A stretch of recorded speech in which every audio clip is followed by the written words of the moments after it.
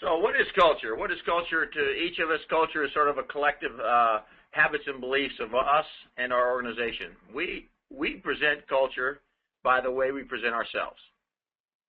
Each and every one of us, when we walk into a room, we represent something. It's our own personal brand. It's our own personal beliefs about our brand and our culture.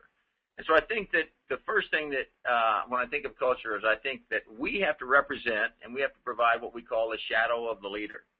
So if you want your group to do certain, live a certain style and be a certain way, then there's no culture that's going to succeed without us being the leaders and providing a shadow. So I always say your team cannot become what you are not. Your team cannot become what you are not. We have to live it, breathe it, and it has to be a part of our everyday life. So the culture at our team is sort of the way we do things. How do we walk out of the locker room? Do we sit on the bleachers? Is that something we do? Is it everybody sits in a circle when they first walk in? What do we do each day when we walk into our office area, our locker room, or our workspace? And I think it's important to begin with the very simplest of things. And I've gone over time, and I've tried everything. I've tried running out of the locker room. I've tried not letting our team come out of the locker room until I knock on the door and they ask for permission to come out of the locker room, permission to practice. I've tried everything you can possibly imagine, and I think that, to be honest, we do want them to come relaxed and we want them to come ready to, and so having a playful, relaxed approach to the beginning of your day, whether that be your workplace or whether that be your team area, is a very important thing. And so we try now to sort of start off with sort of a relaxed, casual approach, but we do have certain standards, and that is our culture. For example, no one's allowed to come and sit down unless they're stretching. If they're stretching and doing some activation, what we would call activation, getting ready for the practice, well, then that's okay. But if they're sitting down on the bleachers just talking to someone, that's not acceptable in our culture. So we want our culture to mirror what's going to happen next, which is a great session of effort and a great session of work. So culture is the way we do things here. It's the language we use and the way we use that language. So what's the tone? What do they read behind the language? What's your body posture? What's your facial expression when you use the language? So we can say, good afternoon, but some people, you can see that when they say good afternoon, it's just, something that they feel like they have to do. Or we can say good afternoon, and we can do it with a smile, and we can do it with some energy. And so the culture is the way we are together. The shifting of culture is really our challenge. Taking a culture and trying to move the culture or shift the culture is really the challenge. And the interesting thing about culture is this: it never stops needing to be improved. It will always go back to its original state when you relax. So what you permit, you promote. And so it's very important that we realize that culture is something that we have to do on a daily basis, and we have to live it, breathe it. It becomes us. It's not something we can do for a week or a day or two and then assume that everybody's going to live our culture the way we wanted them to live it. We want them to become a part of the woodworking, and that means that we indeed have to slowly impress upon them the importance of the way we do things here. I look at culture as like a rubber band. You can stretch it, stretch it, stretch it like you stretch a rubber band, but as soon as you relax that rubber band, it goes right back to its original state. And so it's very important, I think, to always sort of be aware. That means eyes up. I always say, to my assistant coaches and to my friends, coach with your eyes up and your ears open, and an awareness of our environment is really critical to the success in our environment. So what are the jaws of culture? In our case, let's say we have great ideas. We have all these great ideas at the beginning of our season or beginning of our year, beginning of our sales drive, whatever it happens to be, whatever field we're working in. We have this unbelievable group of people who've gotten together and we've come up with these goals, and you can see some of the goals on the left there. One university, focus on research, things of that nature. Maybe our own team goals are, we're going to do new things, and we're going to look for opportunities to improve.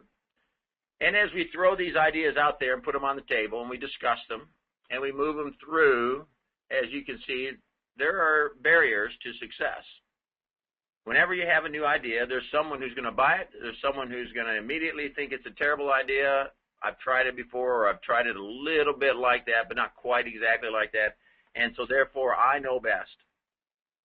You're wrong, I'm right, and there's some pushback. And so I think that we have to be aware that there's going to be all kinds of things that are going to prevent us from getting all of our goals or ideas through to our employees, our athletes, the folks we work with. And we call those the jaws of culture. Sometimes it's a turf issue. Some people are just resistant to change. Sometimes it's a hierarchy. That's a cultural barrier. Sometimes it's bureaucracy in our university, or I can't get this done because there's too much red tape. Sometimes it's blaming and excuses. We'd rather sit around and blame and make someone else accountable for it and provide an excuse for it. And usually we got all these great ideas, all these ideas in, and there's not so many out. There's very few that come out.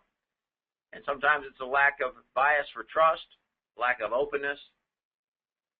So the folks that we're working with don't really see clearly what we're trying to do, and they don't really trust us. They think that we have an ulterior motive.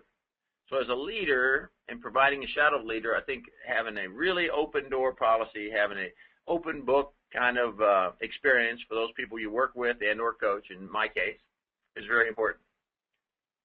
And, of course, a lack of a can-do attitude, a lack of teamwork, and then student-faculty focus. Of course, that means there's low results. What we'd like to do is we'd like to have, whenever we throw in these great ideas, we'd like to have it be a springboard to strong results. And so when we think of change and we think of culture, we need to find ways to create change. And creating change means teamwork. It means collaboration. It means we have to sell each and everything we do almost every day of our life, and you got to sell it with vigor. And as a result, I think that can give us a springboard to a better, higher performing culture. And let's be honest, the most important reason we're talking about the culture is because we're interested in better results and a higher, healthier, higher performing culture, which means everybody's happy, they enjoy the process, they're engaged in the process, and they're willing to work hard because they believe in the process. So there's three levels of change. The first level is individual change. We have to get each individual. I was talking to a young man yesterday, and the most important, I asked him to change some things. I said, well, I could only change one person at a time, and I'm starting with you because I believe you can be a catalyst for change within our team, within our family, our swimming family. And so I need you to buy this. I need you. And so I think when I share it with him in that manner, it really puts him in a difficult position to say no. If I tell him, you got to do this, if you don't do this. So it's all about how you approach them and how you sell it to them that makes the difference on whether they're willing to accept a change, accept the idea of change, and willing to do the work, because at the end of the day, the culture is dependent upon those around us doing things that we believe in and we feel strongly about, so that we can have a healthier, more high-performing culture and team so we can get better results. So the individual, we need to provide an opportunity for leadership and life effectiveness. So every time I talk to a young man, the most important thing I do is I talk about how this is going to provide them with an opportunity to learn more about themselves.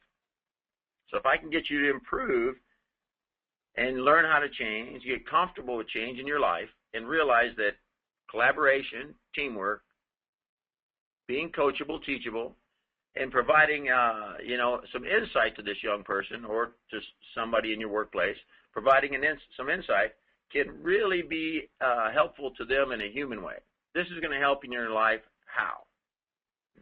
Oh, yeah, well, it'll make me a faster swimmer. Well, that's great, but that's not significant enough. That might be significant enough for a freshman on our team, but for a junior or senior, it's really important that we provide experiences that are going to be valuable to them, so that you show them that you really care about them. So then the next level change is the group or unit. What's your unit's effectiveness or your department? We could use that. We could say it's a defensive line unit. We could say it's the sprinters and swimming. We could say it's the backstrokers. We could say it's the IMers. But what is our unit's effectiveness? And does the unit work together? Do we have people in the unit that are pulling against each other? That the only thing in their unit they're interested in is beating the guy in their unit?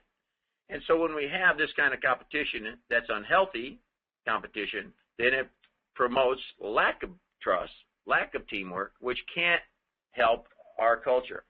So what we've got to do is we've got to find a way to get our groups, our units, performing at a higher level. So in my case, I might have for example, I might have a backstroke leader. And we got 5 backstrokers, and they train together pretty much every day, or at least 3 or 4 times a week. When they're together, the backstrokers are supposed to help each other. They have certain things that we've discussed. I've asked them to sit down as a group and meet and discuss the things that they would like to see changed in the organization or in its practices. I've asked them to do some research, and I've asked them to come up with ideas on how to make that unit more effective. How can we make what do we need to do to make our backstroke group a more effective group? I've asked them to get together outside of our environment, so outside of the workplace, and socialize. I think it's important that you guys get to know each other and become friends. The closer we are, the closest teams, the closest families are the winningest families. The closest companies are the winningest companies. So we ask them to do that. So right now what we have is we have a distance group of guys who will go out to, lunch or a Friday night dinner on occasion. We have a sprint group that'll go out. We have a breaststroke group that'll go out. And that's no different than, your marketing group or your development group or whatever it happens to be in your business, getting together and socializing, become friends above and beyond and outside of the workplace. And then, of course, the third level of change is institutional. How can we shape culture at our institution? How do we shape culture on our team? And that goes to making sure that we do all 3 of the below. So if we take an individual to a higher ground, we take a group to a higher ground, then we're definitely taking the university or the team or the family or the company to a higher ground. So having said that, I'm going to share with you a few things about what I call the human operating system. And the human operating system is going to provide some insight into what makes each individual in your organization tick. Why do they behave as they behave? Why do they see the world and others as they do? Why do we feel the way we do? And why are we sometimes effective and other times ineffective? And I think these are important because in order to develop a culture that's a high-performing culture, we need to work with each individual and understand where people come from. They're coming from a diverse and a variety of backgrounds. So the first thing I'll do is I'll talk about energy. The most important thing that each of us do each and every day is learn how to manage our own personal energy. I always say it's a 6-letter word, and I'm looking for it to my team. A 6-letter word, and I'm looking for it. And they all know what I'm talking about. It's energy. And how do you come up with energy when you're tired? You do it. We need your energy. We need your support.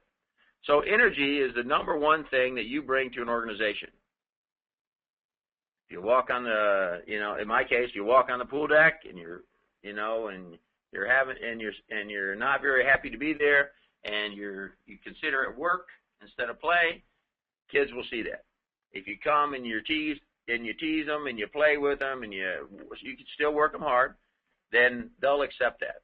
So I think a very relaxed, happy approach is a positive approach can make a big difference in developing and shaping the culture of your team and your family or your organization. So high energy people, I believe, are going to do well, and they're going to succeed at a high level. So the first principle in the human operating system is energy. Managing your personal energy is a key to our health and high performance. So each of our employees, each of our athletes, each of our team members, each of our group members, they're responsible for their own personal energy and understanding what energy is, why it's important, and why they bring the correct energy. They need to bring the correct energy to our environment. So we have to talk about it. We have to have a conversation about it. And so we'll talk about energy and what does energy mean to them and how do you have energy. I always think that one of the great things about an athlete, all sports, is that they know how to do what I call do down well and never let them see you sweat. Do down well, in my view, is this. If you're having a bad day and you're struggling and your energy is low, swimmers know how to work. They know how to keep on trucking even when you're tired.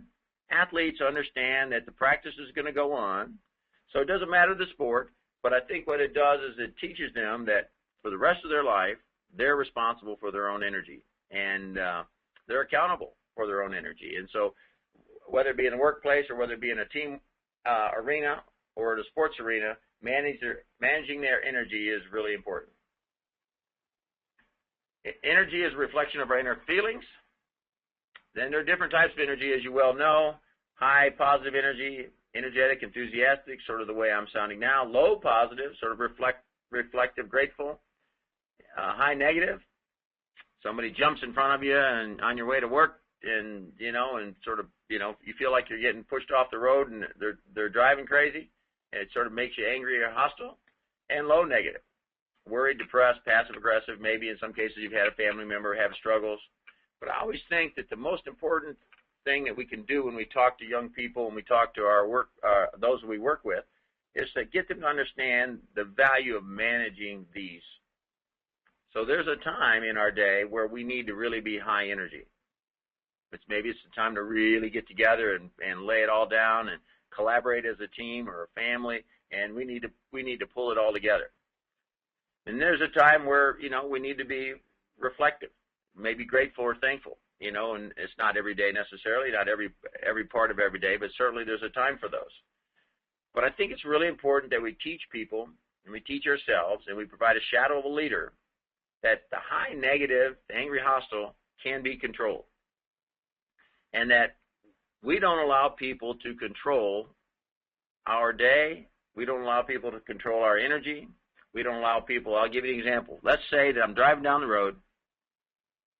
Somebody passes me and they almost, run me off the side of the road, and I'm really upset, and I respond in a negative way.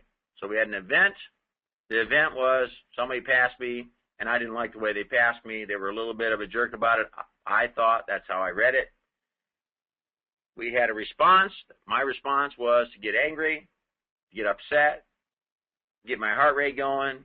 Some cases, some people are yelling out the windshield at them, and so on and so forth.